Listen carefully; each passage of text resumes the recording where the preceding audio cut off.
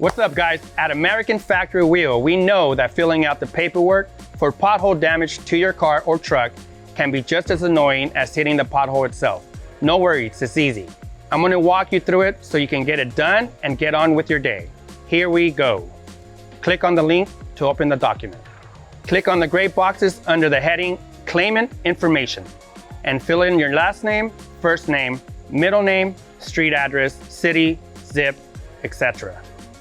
Do the same under the heading Claim Information and fill in the gray boxes with the information.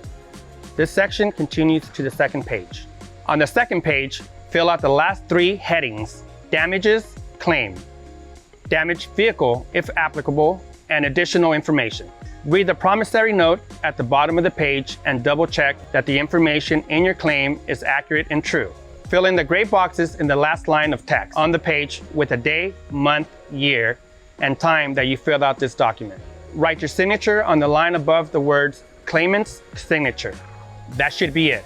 Now you can relax and remember, bad asphalt is not your fault. Save this video in case it ever happens again.